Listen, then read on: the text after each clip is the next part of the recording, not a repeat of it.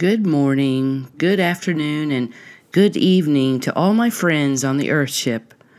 Welcome to this sweet spot, this sweet time each week that I put together this portal that I've created where we discuss each week about spiritual alchemy and you becoming the alchemist of your own life. I am Cindy Carter, an intuitive, an artist, an energy healer, and a spirit consultant. And this series of alchemy podcasts each Sunday is a gift to myself, really, to allow myself space and time to bring my highest ideas about compassion for life. And if that helps others along with me doing it with myself, then so be it. So thanks for joining me. In the last couple of podcasts, I talked about the grand purge, what you're seeing everywhere, what you're watching in the detoxing of people and their beliefs. It's getting quite volatile out there, especially if you live in the corporation boundaries of the United States. So this last week I asked, what are you adapting to in adaptation? Are you adapting in a natural or artificial way to what you're seeing?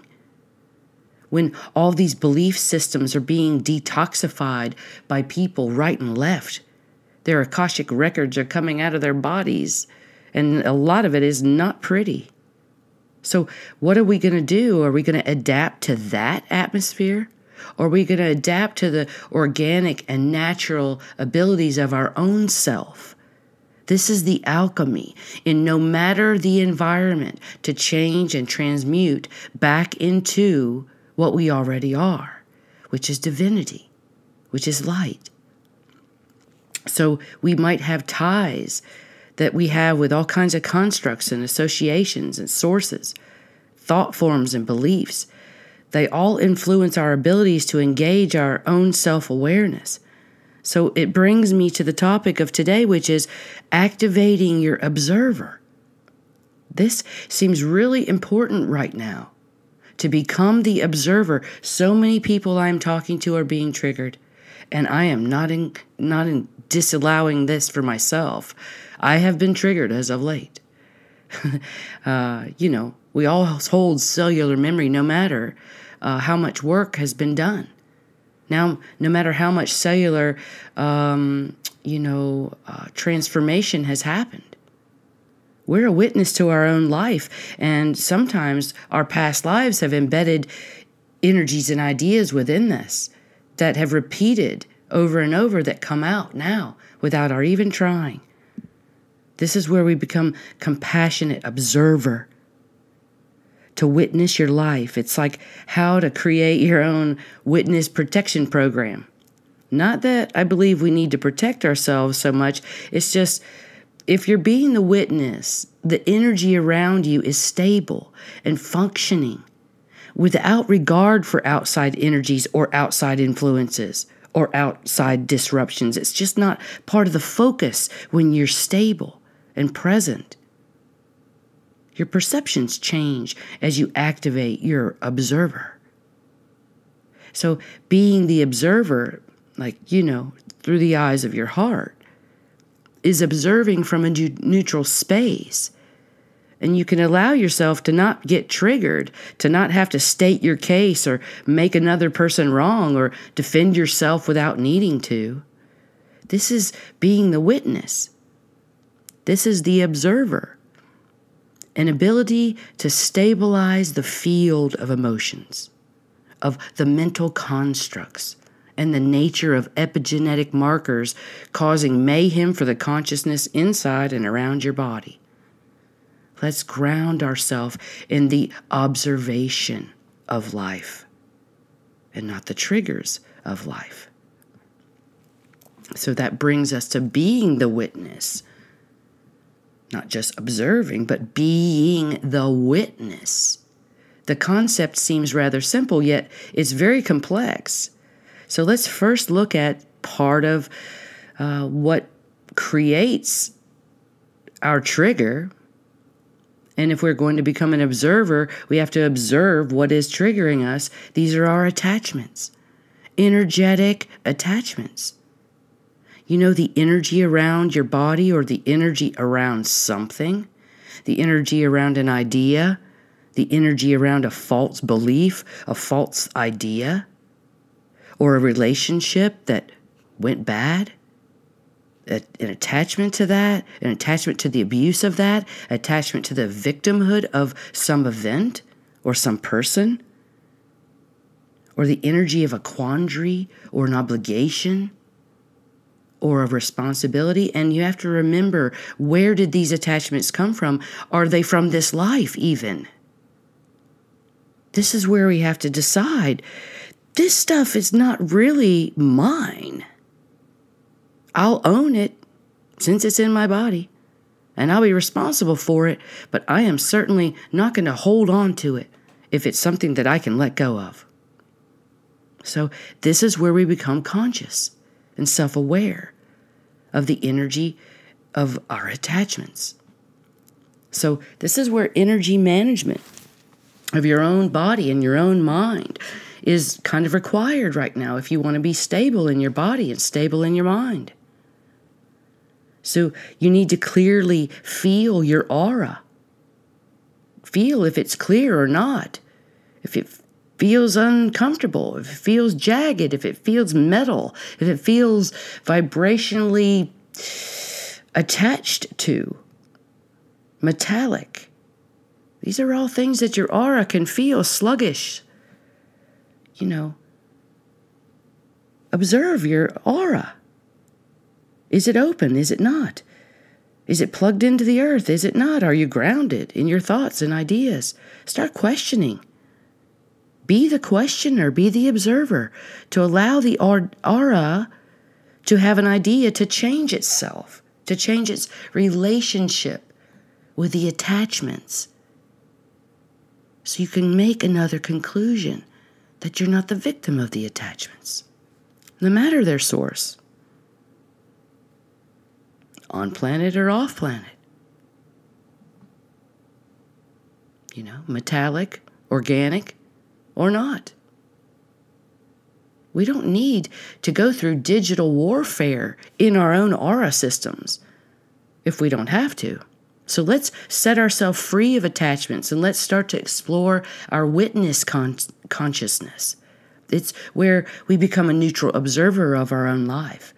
And this observer place inside you it's just simple awareness. This part of you that's aware of everything. Just noticing it all, hearing it all, witnessing it all, watching it, feeling it, observing it, not judging it, not categorizing it, just being present, being here right now, like you're a tree. In witness of the wind. It's not judging the wind, it's just feeling and observing the wind. The ability to witness is actually another level of consciousness. The witness coexists alongside your normal consciousness. It's like another layer of awareness. It's the part of you that's awakening to your truth. The truth of your divinity, the truth of this ever-present self. And when you become aware of this, we can lessen our attachments. You see, humans are really unique, and they can hold several states of consciousness at one time. There is something called superconsciousness, where we can activate fields around us quantumly. But when we are triggered or angry or upset, we're activating lower frequencies. We're activating our traumas, our hurts, our epigenetic markers. But when you witness yourself, it's like shining a light right into your face. Right in there. You see everything, and finally seeing who you really are. That beautiful, neutral God source being. You are illuminated. Witnessed as the grand observer. During this experiment, it's the stillness in the place of the observer. This makes for a grand experience. Your many senses, your emotions, your thoughts. There's always the awareness of the experience. That's the witness, the awareness. And activating the observer within you by being conscious of yourself as you experience the events of your daily life. Not judging that either. That's a hard one for a lot of us. We have to witness our heightened awareness of the awareness in your thoughts and your feelings and your emotions. If you begin to judge or criticize what you're witnessing, either in another person or in yourself, you're just neutrally observing the quality of being awake. How awake are you right now in your actions? Your thoughts, your energy field, your gut. Can you step back into your awareness of the entire situation? Observing you, observing the situation. Wow, that's a different view. That process of stepping back takes you out of being submerged in your experiences energetically. And your thoughts and your emotions move into a level of self-awareness. It's so slight and often very delicate. You have to be aware on quantum levels of how you're observing the situation. When you find yourself being witness to a situation that is one that would normally be really uncomfortable or make you really anxious or angry, and you can fall back into this awareness of yourself, wow, that's a relief. How kind are you being right now? You can ask yourself, while this person is being unkind, how kind am I being? While this person here is being very uncalm, how calm am I right now? Am I really breathing? Because the breath is really our ability to be the observer. When you can breathe into a situation without judgment, just noticing, are you being triggered? Are you breathing? Is your heart pumping really hard? Okay, observe that. This is normally due to an overactive mind. So step back and witness without trying to change what you're seeing. Oh, that's a big thought right there. Don't change what you're seeing. That's hard. Just witness it. No activity to change it. Just be with it. This is self-awareness. This is hacking the mental monkey mind. When you become the observer of the waves of thoughts that run through you, like watching the moving clouds off in the distance. My clouds are kind of pink outside right now. I love that. When we're observing clouds, you aren't judging them. You're honoring them. You might be recognizing shapes and what they might look or feel like. You say, oh, I like that one. But you aren't being triggered down deep. It's a cloud. This is what your mind puts around the attributes and qualities of the things that you see. You're putting the charge in the activity. It goes against your sensibilities of self-righteousness sometimes, doesn't it? Whichever one you want to have, sensibilities or self-righteousness, you can choose one. You can be the humble observer. But when it comes to watching your thoughts, these triggers, they're happening and you need to observe them all like clouds. Don't interfere, don't stop them unless they're dangerous. Just let them float through. This is how you erase the attachments. No charges. This awareness of yourself, this is a high form of conscious, self-aware energy. And it can catapult you into being a very stable and very confident person, no matter what is happening. Wisdom would become you, with no forms of protection and with no need to change an outcome of another person. They have their own soul's journey, and it may be yelling at you today. That is their pain. That is not your pain. So I hope that you're seeing that you're separate from your thoughts. The you is the ever-presence, the God source, and your thoughts do not often align with this energy. It's kind of a wave from source, and often our mind translates from traumas and unconscious natures of our memory fields and our embedded DNAs and our manipulations. We don't need to operate from our pain, triggered from our pain, while other people have pain. Just observe you. The one that would say, oh, this person's having an awful day, bless him.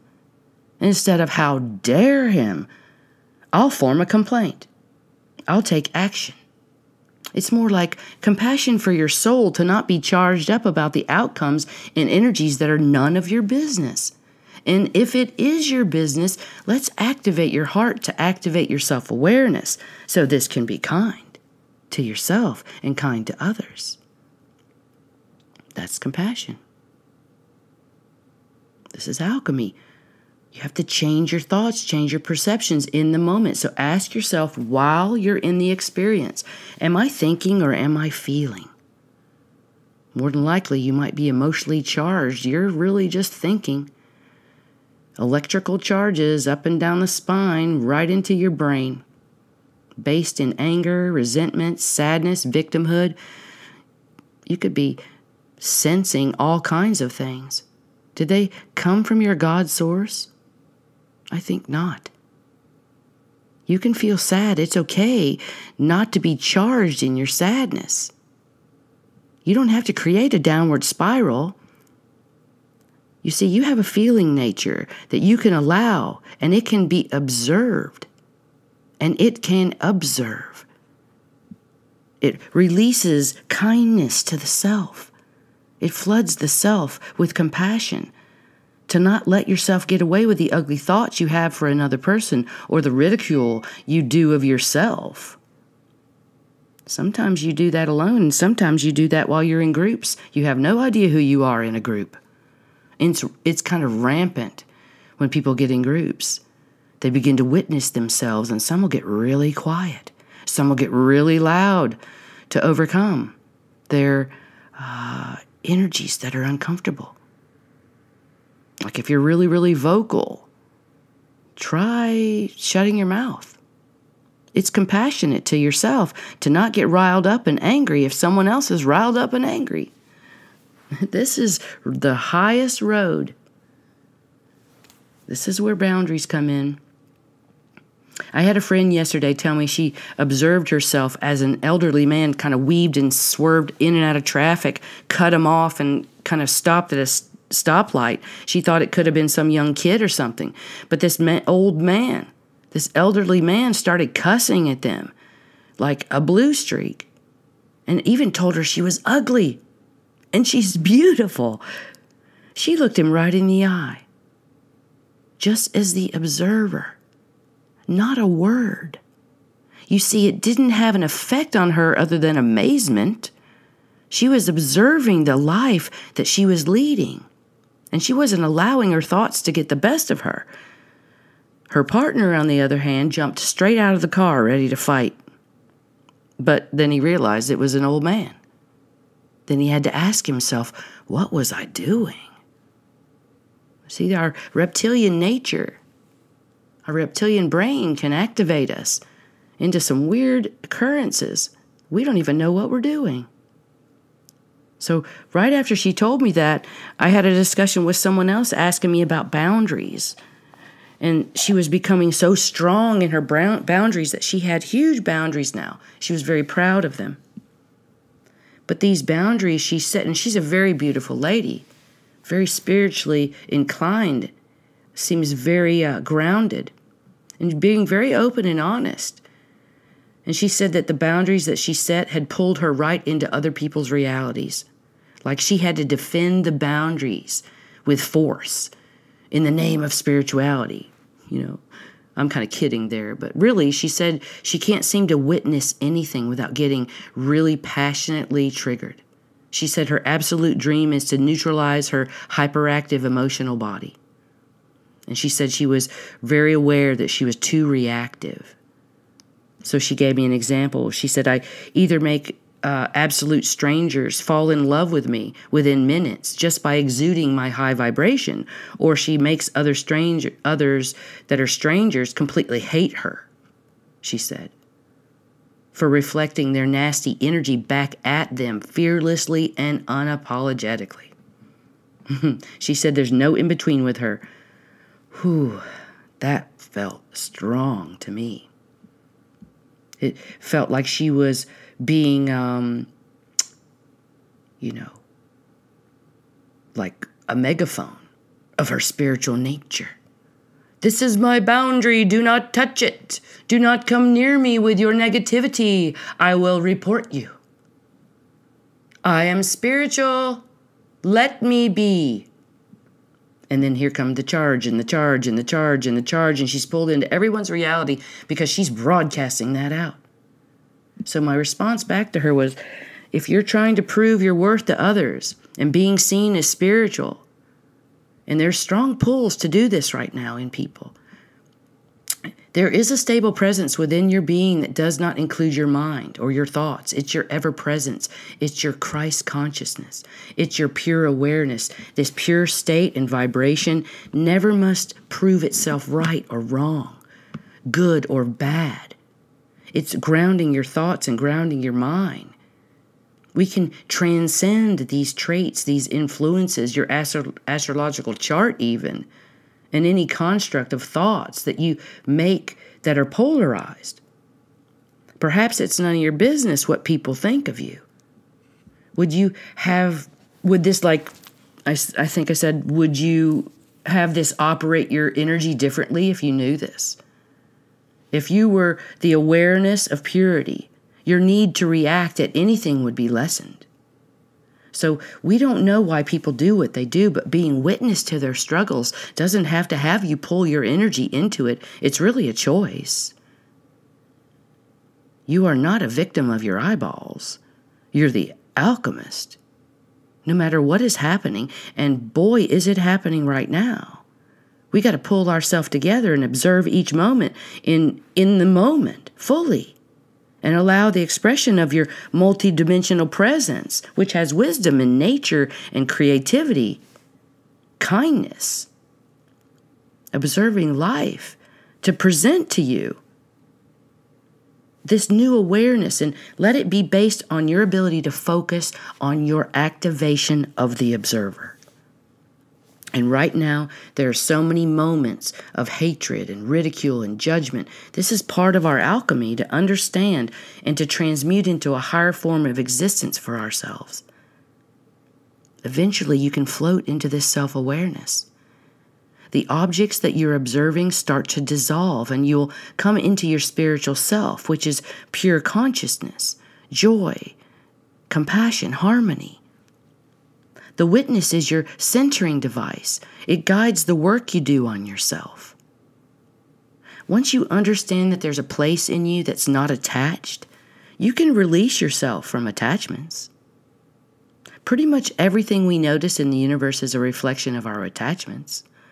So no matter what is displayed, and I am giving you a gentle warning that there will be many emotional outbursts, kind of jaw-dropping events, many disclosures and exposures of ancient lies, new technologies, new life forms. These things will give you the opportunity to work on yourself, to be the observer of yourself, observing this experience called life on this earth ship. It's going to get really interesting soon. So the greatest thing you can do for another human being is to become the observer and not be triggered by the dribble, or triggered by the hatred or the pity. Whatever program they're running for themselves, it comes from them, not yourself. So transmute all that with a compassionate heart. Like saying to yourself when someone's acting out, I see that you're in an energetic nightmare of your own choosing. I wish you well. I observe your pain, but I do not accept it in my mind or my consciousness, as I'm the activated observer of all I see.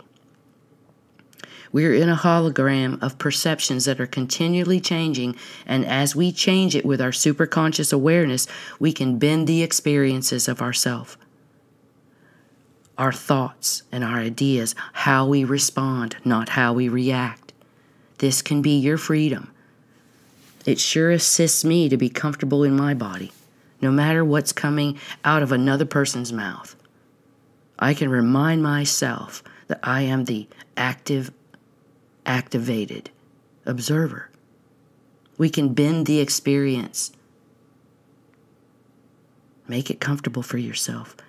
I can wish them awareness and offer them my love if they choose. This frees me from the attachment of demise, of downward spiraling energies. That's my energy management. Perhaps this will be your practice this week, to not be triggered. Yeah, don't turn on the TV. Don't open a newspaper. Don't go sit in a hospital waiting room, for God's sakes. I know that was not meant to be funny, but I heard so many of you laugh when I said, practice this. Don't be triggered. Go somewhere where you would normally be triggered and see with new eyes. Don't let it affect you. Don't be the sponge of your environment. This is alchemy of the body, mind, and spirit, of this awesome vehicle that you brought here to earth. You wanted to be here, and you are needed here as a resident of earth. But you are needed here not triggered as an electrical charge. We have too much of that. You need to be fully plugged in, activated as an observer. You don't need new glasses. You can actually throw all your glasses away. See with new eyes. Activate your observer and change your life. Happy activating. Many blessings.